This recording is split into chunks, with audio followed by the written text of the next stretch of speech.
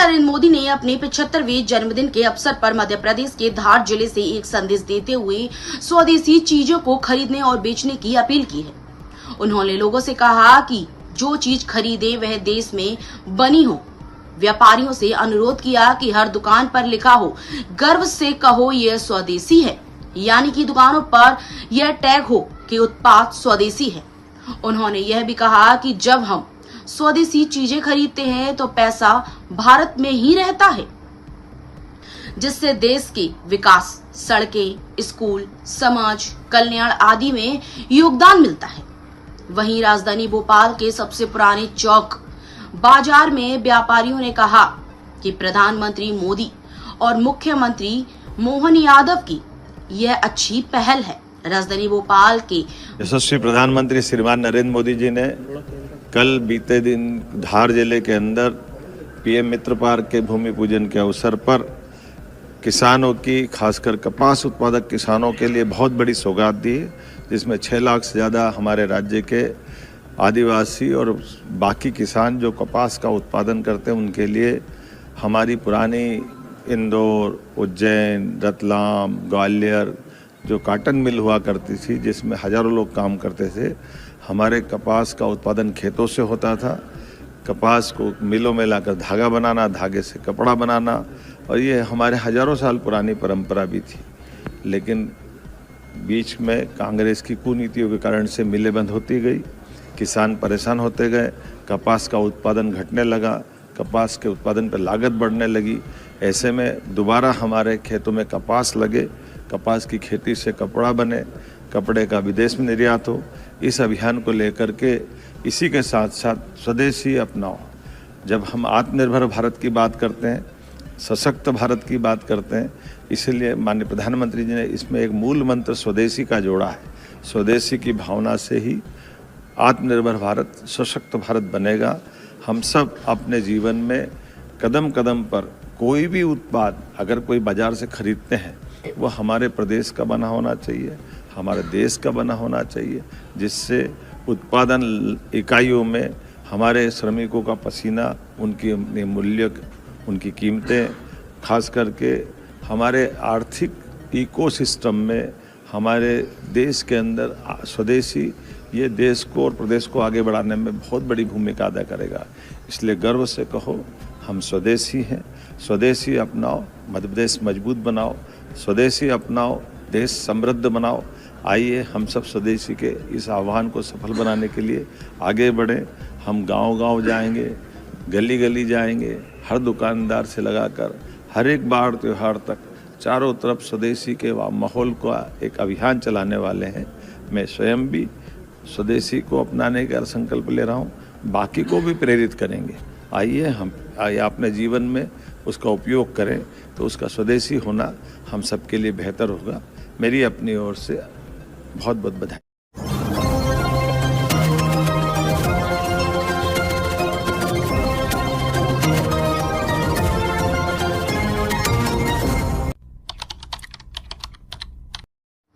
Malayali charitable society के द्वारा ओणम उत्सव 2025 का आयोजन राजधानी स्थित हेमा हायर सेकेंडरी स्कूल में मलयाली चैरिटेबल सोसाइटी के द्वारा ओणम उत्सव 2025 का आयोजन किया गया, जिसमें मुख्य अतिथि के रूप में IAS MP ओझा एवं समाज के वरिष्ठ पदाधिकारी उपस्थित हुए। कार्यक्रम में विशेष रूप से बच्चों के द्वारा भरतनाट्यम, कोल्टम एवं कुम्मी की प्रस्तुति दी गई एवं समाज के लोगों ने अपने सुरों से अनेक गीत की प्रस्तुति दी। इन मधुर गीतों से समाज के सभी लोगों का मन मोह लिया और मलयाली व्यंजनों का आनंद लिया गया। वहीं मलयाली चैरिटेबल सोसाइटी के मुख्य समन्वयक MK मैथ्यू ने बताया कि विगत कई वर्षों से आसपास रहने वाले असहाय, पीड़ित एवं गरीब वर्ग के लोगों की सहायता करते आ रहे हैं। जैसे एम्स अस्पताल भोपाल में नियमित निःशुल्क भोजन वितरण, जवाहरलाल नेहरू कैंसर अस्पताल एवं हमीदी अस्पताल में मरीजों को मौसमी फल एवं जलपान सामग्री का नियमित निःशुल्क वितरण, कैंसर रोगियों को वित्तीय सहायता एवं गरीबों को चिकित्सा वित्तीय सहायता, गरीब परिवार के छात्रों को फीस और पुस्तकें आदि के लिए वित्तीय सहायता प्रदान करके उनकी शिक्षा के लिए प्रोत्साहित करना एवं श्रवण बाधित व्यक्तियों को श्रवण उपकरण उपलब्ध कराकर सहायता प्रदान करना एवं गरीब परिवारों को उनकी बेटियों की शादी के लिए सहायता करते आ रहे हैं।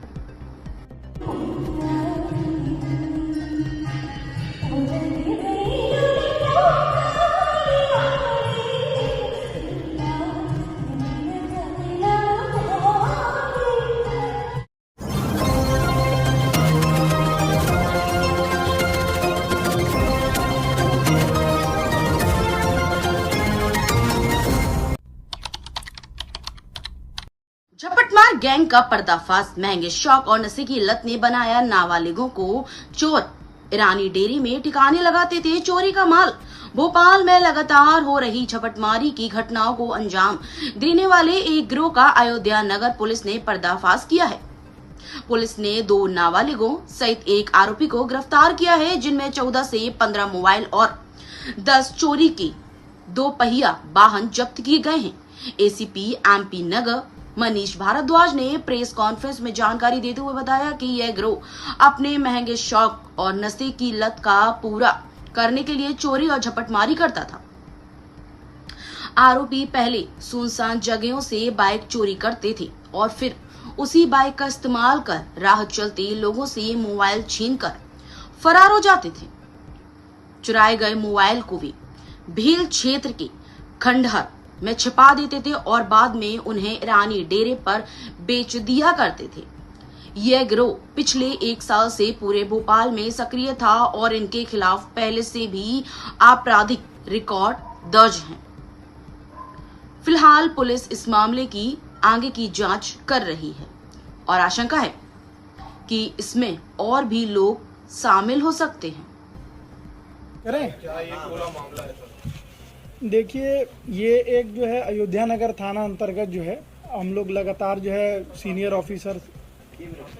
ऑफिसर का जो निर्देश रहता है, सीपी सर का और एडिशनल सीपी सर का प्लस डीसीपी सर भी ज्वाइन किए हैं। तो उसके बाद लगातार हम लोग को ये टास्क मिला हुआ था कि हम लोग जो क्षेत्र में जो है ये झपटमारी और वाहन चोरी का जो घटना हो रहा है, इस एरिया में इसको रोकथाम करने के लिए कौन वो गिरोह है, कौन लोग है जो इसको भी इन्वॉल्व है, तो उसी के जो है हम लोग कॉन्टेक्स्ट में ये एक बड़ा कार्रवाई हम लोग के जो अयोध्या नगर थाना प्रभारी और उनके टीम जो है सीनियर ऑफिसर जो है CP sir, additional CP sir, DCP sir, additional DCP sir के निर्देशन में और हम लोग भी साथ में रहे और इन लोग अपना कार्रवाई किए। इसके लिए हम लोग 2 टीम जो है हम लोग गठित किए थे, इसीलिए क्योंकि ये एक बिल्कुल मतलब डिटेलिंग और माइन्यूट काम है। 100 से 150 के आसपास ये लोग सीसीटीवी फुटेज जो है खंगाले इसके लिए, ताकि लगातार जो है ये जो घटना जो कर रहे हैं उस संबंध में हम लोग को जानकारी मिल सके। उसके आधार पे हम लोग कुछ लोगों को चिन्हित किए और फिर उसके बाद एक टीम जो है इसमें जो है मुखबिरी और बाकी जो इसमें इंटेलिजेंस गैदरिंग का जो काम है वो इसमें किया गया। इन लोग के द्वारा बहुत ही गुप्त तरीके से जो है थाने के टीम के द्वारा किया गया, क्योंकि इस तरह का जब भी चीज़ रहता है तो वो लोग जो है छोड़ के भाग सकते हैं इस तरह का। तो इसी के जो है कॉन्टेक्स्ट में ये लोग 2 जो है नाबालिग को ये लोग इसमें पकड़े थे। ठीक है, उन 2 नाबालिग के पास से इन लोगों को कुछ मोबाइल फ़ोन और एक मोटरसाइकिल बरामद हुआ। जब ये लोग उसको जांच किए, पूछताछ किए, तो उस दौरान उसके द्वारा उन लोगों के द्वारा कबूला गया कि हम लोगों ने इसके पहले भी जो है मोटरसाइकिल जो है चोरी करके उस मोटरसाइकिल से जो है हम लोग झपटमारी का जो है घटना को अंजाम देते थे। ये लोग का यही एमओ था, वो जो मॉडस ऑपरेंडी है। ये लोग जाते थे कोई सुनसान एरिया में ऑटो से ही पहले चिन्हित कर लेते थे कि भाई ये इस मोटरसाइकिल को यहाँ पे हम लोग जो है इसको चोरी करेंगे। उसके आधार पे लोग चिन्हित करने के बाद उस पर अपना चोरी करने का अंजाम देते थे। फिर उसके बाद ये लोग जो चोरी किया हुआ, ये एक जगह है पुरानी खंडहर, टूटे हुए खंडहर भेल के पीछे जो है वहाँ पे लोग जाके इसको रखते थे और फिर उसके बाद जैसे ही झपटमारी का जो घटना हमको अंजाम देना है, वहाँ से गाड़ी स्टार्ट किए, बैठे और झपटमारी का जो है घटना को अंजाम दिए। इसमें जो है जो टीम के द्वारा जो वो लोग के कहने पे जो खुलासा हुआ, जो लोग पकड़ाए थे, जो 2 नाबालिग है, उसके कहने पे 10 मोटरसाइकिल और 13 मोबाइल फ़ोन जो है इन लोग जो है जब्त किए, जिसका इवैल्यूएशन लगभग जो है 20 से 22 लाख के आसपास का होगा। तो ये इन लोग के द्वारा बहुत ही सराहनीय जो है किए हैं।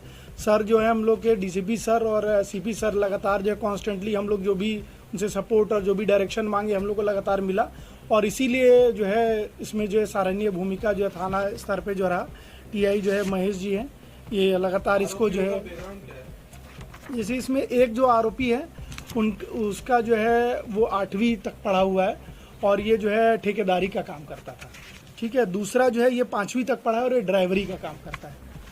और एक जो है जो एडल्ट है जो 18 के प्लस है वो अनपढ़ है और वो ड्राइवरी का काम करता था। तो ये लोग का जो बैकग्राउंड है इन लोग का। कितने सालों से जैसे इन लोग का जो ये लोग मोटरसाइकिल जो ये लोग वाहन चोरी करते थे, तो पहले से मोबाइल झपटमारी करके जो है ईरानी डेरा है ना, वहाँ पे ये लोग जो है इस थाना क्षेत्र निशातपुरा सर पड़ेगा ना, उसके पास में ये लोग के द्वारा बताया गया कि जो है वहाँ पे ये लोग इसको जो है बेचने का जो काम मोटिव जिसने खरीदा है अभी तक जो है हम लोग जो इसमें घटना क्योंकि ये लोग बताएं कि हम लोग किए हैं, अभी फिलहाल हम लोग इसमें ये 2 लोग और प्लस इनके कहने पे जो एक अडल्ट को हम लोग गिरफ्तार किए मोटरसाइकिल के साथ। वो 10 मोटरसाइकिल वहाँ बरामदगी हम लोग किए और 13 मोबाइल फोन बार। तो अभी फिलहाल इतना ही लोग है। अगर ये लोग और मतलब जो लोग का पूरा अगर नेटवर्क हम लोग का रहेगा तो हम लोग उसको भी हम लोग आरोपी से बनाएंगे। अभी 3 लोग अभी ये लोग 3 लोग का ये लोग ऑपरेट करते थे। इसमें ये लोग का यही रहता था, ये लोग पहले वाहन जाके चिन्हित कर लेते थे और उसके बाद सही समय मौका पाकर वाहन को जो है लोग चोरी कर लेते थे। लगभग ये लोग का जो है 1 साल के आसपास का हमको जहाँ तक लग रहा है 1.5 साल से। अभी फिलहाल जो हम लोग को मोटरसाइकिल मिला उसका हम लोग डिटेल देखें। अभी हम लोग भोपाल क्षेत्र का ही हम लोग बता पा रहे हैं। बैकग्राउंड ये लोग का ये एक 8वीं पास है। अच्छा, इन लोग का देखिए इसमें जो ये माइनर है, इन लोग दोनों का जो है आपराधिक रिकॉर्ड है, लंबा आपराधिक इतिहास रहा है लोग का। और इन लोग का जो है 4 आपराधिक रिकॉर्ड एक का है, दूसरे का लगभग 13 आपराधिक रिकॉर्ड है और एक का जो है 7 आपराधिक रिकॉर्ड है। मोटिव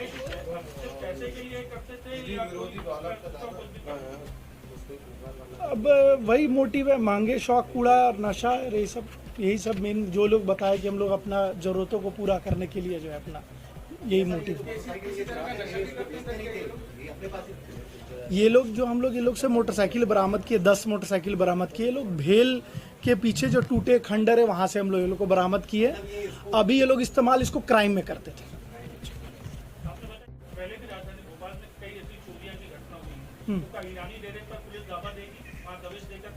देखिए हम लोग इसका पहले जांच कर लेंगे कि वो कौन लोग हैं जिन लोग को बेच रहे थे, क्या इसका नेटवर्क है, क्योंकि कहीं पे भी दबिश देना से पहले हम लोग उसका बैकग्राउंड वर्क करके चेक कर लेते हैं कि इन लोग का क्या संलिप्तता रहा है इस अपराध में।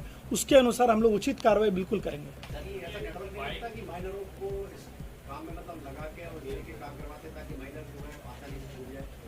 अब देखिए ये जो लोग जो 2 माइनर पकड़ाए थे, ये एक एडल्ट का नाम लिए थे और उसके आधार पर ये 3 जो है हम लोग को एक गैंग हम लोग को मिला है। अब ये लोग को किसके कहने पे लोग कर रहे हैं, अभी तक हम लोग जो पूछताछ हुआ है उसमें भी इस चीज़ का सामने में नहीं आया कि लोग बोले कि हम लोग के द्वारा ही घटना को अंजाम दिया जा रहा था महंगे शौक पूरा करने के लिए और अपना जरूरतों के लिए।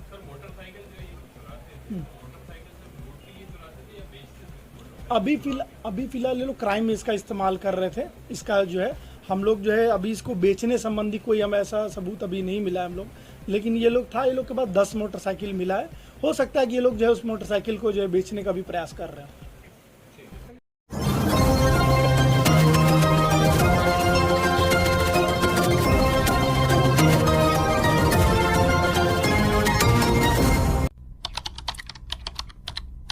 राजधानी भोपाल के वक्फ बोर्ड प्रदेश अध्यक्ष सनवर पटेल का वक्फ संशोधन बिल को लेकर दिया गया बयान, जहां पर उन्होंने मीडिया से बात करते हुए कहा कि पटेल ने कहा कि नए संशोधन कानून वक्फ अमेंडमेंट बिल एक्ट को हिस्टोरिक कदम बताया जा रहा है। उनका दावा है कि यह कानून मुस्लिम समुदाय के सबसे कमजोर तबकों जैसे कि गरीब, पासमांडा, मुसलमान, महिलाएं और बच्चे को प्रतिनिधित्व देगा। वक्फ संपत्तियों की आय बढ़ेगी।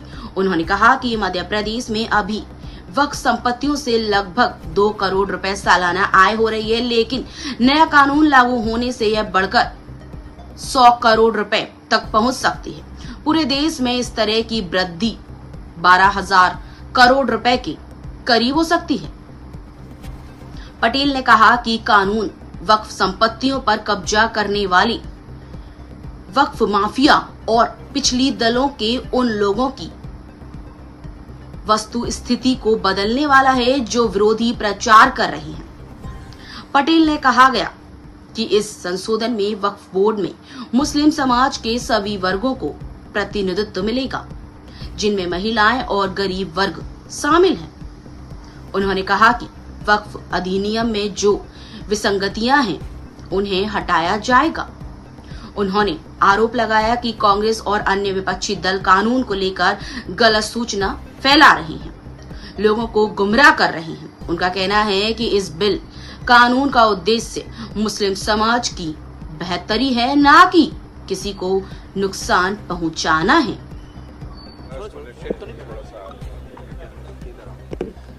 देखिए, जब वक्फ संशोधित कानून 2025 आ चुका है, सुप्रीम कोर्ट ने भी उस पर रोक लगाने से इनकार कर दिया है। आज कानून हमारे पास है। इस कानून के माध्यम से हम कैसे अपनी सभी प्रबंध कमेटियों को अवगत कराएं, इसकी अच्छाइयों के बारे में बताएं, इसका सही उपयोग करके ऐसे असामाजिक तत्व जो बरसों बरस से अवैध कब्जा करके वक्फ की संपत्तियों पर बैठे हैं, उनसे हम कब्जा वापस लें, वैधानिक रूप से लें, वक्फ की वैधानिक आय को बढ़ाएं और जिसलिए ये वक्फ बना है वाकिफ की मंशा के अनुसार आम गरीब जरूरतमंद लोगों की हम मदद कर पाएं, बेटे बेटियों की फीस को जमा कर पाएं, उनके जीवन स्तर को सुधार पाएं। इन सब बातों को लेकर हमने आज ये सेमिनार रखा है और सेमिनार के माध्यम से मध्य प्रदेश भर की जो प्रमुख कमेटियां हैं उनको बुलाया गया है। उन कमेटियों को ये सारे संदेश देकर अपने अपने जिलों में अपनी अपनी वक्फों तक पहुंचेंगे और इस काम की शुरुआत करेंगे।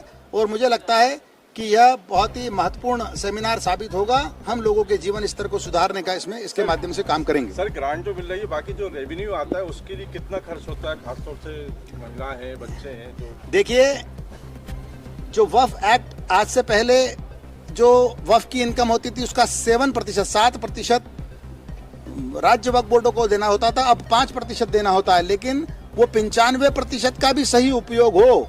मध्य प्रदेश राज्य वक्फ बोर्ड ने यह तय किया है। मध्य प्रदेश राज्य वक्फ बोर्ड इस बात के लिए प्रतिबद्ध है कि न केवल 5% का सही उपयोग हो, वो जो 95% पैसा है प्रबंध कमेटियों के पास उसका भी सही उपयोग हो। और उसके लिए मध्य प्रदेश वक्फ बोर्ड ने अपनी एक शिक्षा नीति बनाई है, पढ़ो पढ़ाओ राष्ट्र निर्माण में भागीदार बनो, और उसके तहत हम बेटे बेटियों की फीस को जमा करने का काम कर रहे हैं। हमने 24-25 के सेशन में 1102 बेटियां और उसमें बेटे भी कुछ हैं, हमने ऐसे तय किए, पूरी पारदर्शिता के साथ उनका चयन किया और उनकी फीस को सीधे उनके इंस्टीट्यूट में जमा करके और उनको ड्रॉप आउट होने से रोका है। तो यही काम वक्फ का है, वाकिफ की मंशा है कि आम गरीब जरूरतमंद लोगों के काम आए, हम नीडी लोगों के काम आए। उसी काम के लिए मध्य प्रदेश वक्फ बोर्ड लगातार काम कर रहा है। पार्टी पे कब्जे कर रखे हैं, उनके लिए क्या कहेंगे? देखिए, अब ये नया कानून आया है, इसके पहले भी हमको धारा 54 थी, लेकिन अब हम उसमें इसके माध्यम से और तेजी से काम करेंगे और ऐसे असामाजिक तत्व, ऐसे गुंडों, ऐसे वक्फ माफियाओं को सुधारने का काम हम निश्चित रूप से करेंगे। फैलाई जा रही है, इसको लेकर क्या? देखिए, कुछ लोगों का काम है भड़काना, डराना, तो वो अपना काम करते हैं। मेरी तो उनसे भी अपील है कि वो ये काम छोड़ दें, वरना आज वो अप्रासंगिक हो गए हैं, उनकी उपयोगिता खत्म हो गई है। अगर वो इसी प्रकार के काम करेंगे तो आगे भी उनको नुकसान होगा, समाज उनको स्वीकार नहीं करेगा। वो भड़काने का काम बंद करे, वो लोगों को पढ़ाने का काम करे, लोगों की बढ़ाई की काम करें कि वो कैसे बढ़ सकते हैं, उनका जीवन स्तर कैसे सुधर सकता है। लेकिन कुछ लोगों के चरित्र होते हैं। अब उन्होंने धारा 370 में विरोध किया, उन्होंने 3 तलाक को जब अवैध घोषित किया उसका विरोध किया, उन्होंने जब CA NRC आया उसका विरोध किया, तो उनका व्यापार है। कुछ लोगों का यही काम है। कुछ लोग दिन भर झूठे सच्चे कागज बनाकर और शिकायतें करते हैं, कोर्ट तक को नहीं छोड़ते हैं, लेकिन अंततः सत्य की जीत होती है। सत्य को परेशान किया जा सकता है, पराजित नहीं। ऐसा हमने अपने पुरखों से सुना है और यही पाया है और यही उम्मीद करते हैं कि इंशाअल्लाह ताला आगे भी यही होगा। सर, अभी तक कितनी संपत्तियां आपने वापस ली हैं? देखिए हम लगातार प्रयास कर रहे हैं। हमने एक स्थान पर जहां मात्र 15 दुकानें दिखा रखी थी और जब हमने वहां जांच करवाई तो 115 दुकानें निकली, गोडाउन अलग, स्कूल अलग। तो 7 करोड़ 11 लाख रुपए की रिकवरी भी निकाली और उनसे कब्जा भी लिया। इसी प्रकार से हमने जो 27 करोड़ रुपए का नोटिस दिया है वो यहाँ दिया है आपके अपने भोपाल में, यहीं से 50 मीटर की दूर पर आप जाइए, यहाँ जीवन रेखा नामक अस्पताल जो डॉक्टर फरीद साहब चलाते थे वो उसका हमने कब्जा लिया और वैधानिक रूप से उनको अपना किराएदार बनाया। 1,80,000 रुपया महीने में उनको हमने अपना किराएदार बनाया है। इसी प्रकार से हमने सागर के बीना में 1,84,00,000 रुपए की आरआरसी जारी की, उनसे हमने सारी दुकानों का कब्जा लिया और पुरानी रिकवरी करना की प्रोसेस में हैं हम लोग। इसी प्रकार से हम पूरे मध्य प्रदेश में जहां जहां गड़बड़ियां हैं हम टारगेट करके और इस प्रकार के काम कर रहे हैं। आज हमारा अंजुमन जबलपुर ले लीजिए, जबलपुर के अंजुमन में 7 स्कूल और 1 कॉलेज हमारी संस्था में चलते हैं और जबलपुर अंजुमन में 7 कॉलेज और स्कूल में हमारे कर्मचारी अधिकारी वहां घुस नहीं पाते थे। ऐसी गुंडागिर्दी, यहाँ से कमेटी बनाकर जाओ, यहाँ से प्रबंधन कमेटी बनाओ और वहां जाकर के दो ये संपत्ति हमारी है, ये तो नहीं चलेगा। कानूनन अगर कोई संपत्ति वक्फ की है तो वक्फ की रहेगी। हम इस वर्तमान वक्फ बोर्ड ने वहां अनवर भाई के अध्यक्षता में कमेटी बनाई और जाकर कब्जा लिया। आज 7 स्कूल और 1 कॉलेज बेहतरीन तरह से चल रहे हैं, लेकिन कुछ लोग हैं दिन भर झूठ सच फैलाते हैं, तो कानून अपना काम कर रहा है, उनको ठीक करने का काम कर रहा है कानून। सर हॉस्पिटल भी तो बताइए कितने खुले हैं? देखिए हमने शिक्षा के साथ साथ स्वास्थ्य पर भी काम चालू किया। मध्य प्रदेश में हमारी अपनी संपत्ति पर हयात हॉस्पिटल संचालित था। जब हम आए तो उस पर ताला लग गया। हमने पता किया तो कभी वो हयात तो कभी अलसिफा और कभी ताले इस रूप में जाना गया। हमने जो हमारा वैधानिक हमारे किराएदार थे उनको बुलाया, उनके साथ खड़े हुए और फिर से उस हॉस्पिटल को चालू कराने का प्रयास किया। उनसे वचन लिया कि वो न्यूनतम दरों पर इलाज करेंगे। वो अस्पताल जच्चा बच्चा के लिए जाना जाता है, हमारी जो माँ बहनें हैं उनकी डिलीवरी के लिए जाना जाता है। हमने वहां पर तय करवाया कि अगर किसी के पास आयुष्मान कार्ड या अन्य सुविधाएं नहीं है तो मात्र 6,786 रुपए में वहां पूरी डिलीवरी का खर्च, दवाइयों के साथ, कंसल्टेंसी के साथ, पूरे एडमिट का खर्च और साथ में जब वो डिलीवरी के बाद बहन जाती है तो 3 दिन की दवाइयां भी साथ में दी जाती है और मात्र 6,786 रुपए लिए जाते हैं। मध्य प्रदेश भर के अनेक जिलों से में भी ये मांग आई है कि वहां भी इस प्रकार के अस्पताल खुले, लेकिन अस्पताल के लिए एक बड़ा स्ट्रक्चर चाहिए, कई परमिशन चाहिए। अभी हम पैथोलॉजी पर जा रहे हैं। हम मध्य प्रदेश के प्रमुख जिलों में जहां आबादी ज्यादा अल्पसंख्यक भाइयों बहनों की है, जहां वक्फ हमारी मजबूत है, वहां पर हम अपनी पैथोलॉजियां स्थापित करने की ओर बढ़ रहे हैं। हम अपनी वहां पैथोलॉजियां स्थापित करेंगे और एक बार की हमारे पास मशीनरीज, इक्विपमेंट्स खरीदने के बाद जितना पैसा वहां खर्च पर आएगा उतने पैसे में ही हम इलाज करें, उनकी जांचें करेंगे। 1,000 रुपए तक की जांचें हम 100 से 200 रुपए में करेंगे। भारतीय जनता पार्टी का जो मूल वाक्य अंत्योदय, हम अंतिम पंक्ति में खड़े हुए व्यक्ति की मदद के लिए मध्य प्रदेश वक्फ बोर्ड प्रतिबद्ध है। हमने अहद कर रखा है, आगे भी करेंगे।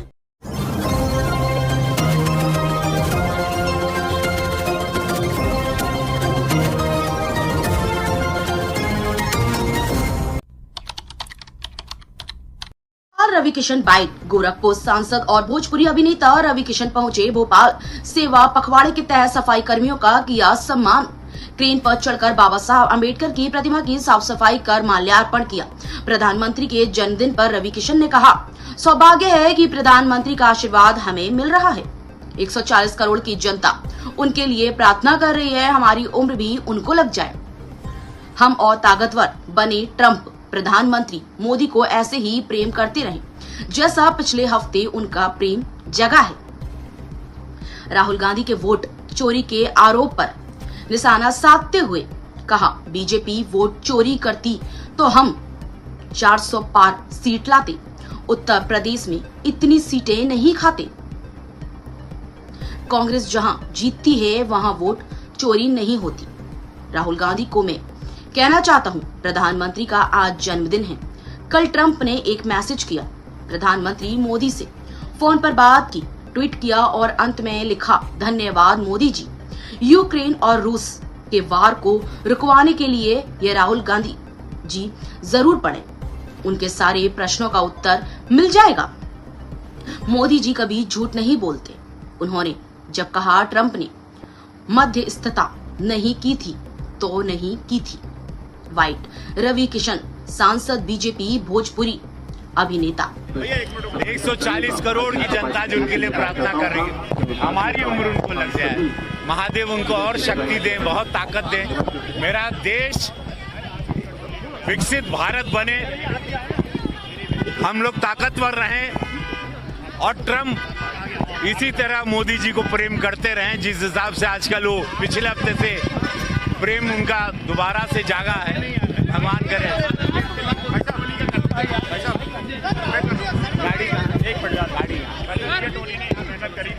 अरे बहुत अच्छा। ज्योति मिश्रा शानदार। इनकी प्लानिंग थी। सबसे ज्यादा चर्चा रहेगी। राहुल गांधी बार-बार राहुल जी को क्या हो गया? क्या बोल रहे हैं?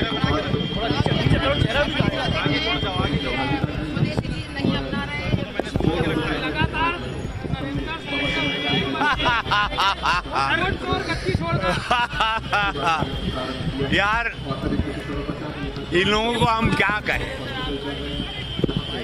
वोट चोरी करते, अगर भाजपा वोट चोरी करती तो हम लोग 400 पार हो जाते, एनडीए की सरकार नहीं बनाते, हम लोग उत्तर प्रदेश में इतनी सीटें नहीं खोते। कांग्रेस जहां जीतती है वहां वोट चोरी नहीं होता, और जहां हारती है या हारने लगती है वहां वोट चोरी। देखिए राहुल जी के बारे में हम क्या कहें, पूरा देश ही कहता है, उनकी पार्टी के लोग कहते हैं। अब हम ये नहीं कहना चाहते, बस उनको मैं ये कहूँगा कि आज प्रधानमंत्री का जन्मदिन है और ट्रम्प की कल जो ट्रम्प ने, मैं राहुल जी को आप लोग के माध्यम से एक संदेशा दूंगा, कल ट्रम्प ने एक मैसेज किया प्रधानमंत्री मोदी जी को, ट्वीट पर, फोन पर बात की, और उसमें एंड में लिखा धन्यवाद मोदी जी यूक्रेन और रशिया की वॉर को रुकवाने के लिए। ये जरूर पढ़ें राहुल जी, उनके सारे प्रश्नों का वो जितना छाती पीट के चिल्लाते हैं सबका जवाब है उसमें। पाकिस्तान भी मान चुका है कि भारत किसी दूसरे देश की मध्यस्थता बर्दाश्त नहीं करता है। पाकिस्तान ने भी माना इसको। सोचिए उनके वाइस प्राइम मिनिस्टर ने कहा ये बात। अब इसके बाद क्या कहें? मोदी जी कभी झूठ नहीं बोलते हैं, ये जानना जरूरी है। राष्ट्र सर्वोपरि नारा है उनका। उन्होंने जब कहा ट्रंप ने मध्यस्थता नहीं की थी तो नहीं की थी। अब वाइस प्रेसिडेंट प्राइम मिनिस्टर का मैसेज भी आ गया, आप लोग देख लिए। नरेंद्र मोदी जी का जन्मदिन है आज सर, इस तरह से आज देखते हैं आज महादेव हम सबकी आयु, मेरी आयु भी उनको लग जाए। भाग्यशाली हैं हम कि ऐसे नेता हमको प्रधान सेवक के रूप में मिले जिन्होंने भारत को बदल दिया। अच्छी टोली है वही खड़ी रहेगी, इस भारत को भुखमरी से वही रहेगी। 25 करोड़ लोगों को गरीबी रेखा से निकाला, 4 करोड़ से ज्यादा गरीबों को मकान दिए रहेंगे। माननीय भगवान दास सबरानी जी भाई साहब रहेंगे, आदरणीय विश्वास भाई साहब रहेंगे, पूरे विश्व में ऐसे नेता नहीं, संजय भाई साहब रहेंगे, और जो टोली जो टोली है वही रहेंगे, सुजीत भाई साहब रहेंगे। बाकी सभी लोग अपना स्थान नीचे ग्रहण करेंगे, निवेदन है टोली के सदस्य।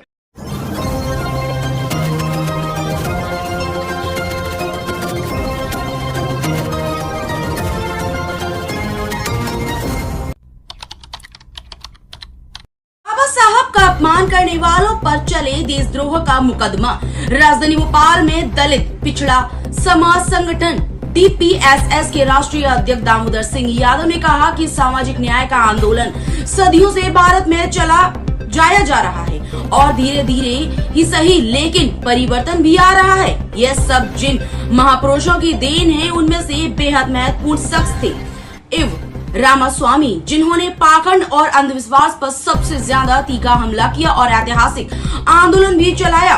दलित पिछड़ा समाज संगठन DPSS के राष्ट्रीय अध्यक्ष दामोदर सिंह यादव ने मुख्य अतिथि के रूप में भोपाल में बिट्टल मार्केट स्थित महात्मा फूले भवन में उनकी जयंती कार्यक्रम के अवसर पर कहीं यादव ने कहा कि हम यह शपथ लेते हैं कि पेरियार के विचारों और संघर्षों को जन तक पहुंचाने के लिए संपूर्ण प्रदेश में विचार विस्तार कार्यक्रम चलाएंगे। भोपाल के बाद जबलपुर, ग्वालियर, इंदौर सभी जिला मुख्यालय पर कार्यक्रम करके पेरियार या ललई सिंह के विचारों से अवगत कराएंगे और अपने आंदोलन को मजबूत करेंगे। साथियों का यहाँ स्वागत है।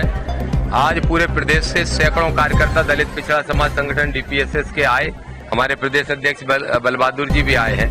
सब साथियों ने मिलके पेरियार रामास्वामी जी की जयंती मनाई है और आज हम लोगों ने शपथ ली है कि अंधविश्वास और पाखंड के खिलाफ हम लड़ाई पूरे प्रदेश के अंदर लड़ने का काम करेंगे और पेरियार स्वामी की जो विचारधारा है, बाबा साहब की जो विचारधारा है, फुले साहब की जो विचारधारा है, उसको जिला जिला और विधानसभा स्तर तक कार्यक्रम करके फैलाने का काम करेंगे। साथ ही अभी कार्यक्रम के समापन के बाद हम सभी सैकड़ों साथी जा रहे हैं सीएसपी के ऑफिस में, जो भी ऑफिस यहाँ है, एसीपी वगैरह के खड़े हुए हैं। आज हम उनको एक आवेदन देने वाले हैं। हमारे जिलाध्यक्ष खड़े हैं भोपाल के दिलीप मस्के जी, और हम ये आवेदन दे रहे हैं एफआईआर के लिए रामभद्राचार्य पे। कोई रामभद्राचार्य नाम के तथाकथित जगत गुरु हैं, वो बार बार संविधान निर्माता का अपमान करते रहते हैं। 5 दिन पहले किसी टीवी चैनल पे उन्होंने इंटरव्यू में कहा कि ना तो अम्बेडकर ने संविधान लिखा, ना अम्बेडकर को संस्कृत आती थी, ना अम्बेडकर ज्ञानी थे, ना अम्बेडकर सामाजिक न्याय के नेता थे, ना अम्बेडकर महान थे। इस तरीके से अपमान, और वो संविधान को भी नहीं मानते, ये भी उन्होंने कहा। वो मनुस्मृति को संविधान मानते हैं। मैं ऐसा मानता हूं कि इस तरह की बातें करना संविधान के विरोध में, देश के अखंडता को तोड़ने का काम है, देश में जातिगत मनुष्यता को फैलाने का काम है, और मैं मानता हूं कि उन पर राष्ट्रद्रोह का मुकदमा चलना चाहिए। इसलिए हमारे सारे साथियों ने आज ये लेटर ले लिया है और अभी जाके हम उनके नाम एफआईआर दर्ज कराने वाले हैं। ये हमारे मुद्दे। Thank you very much.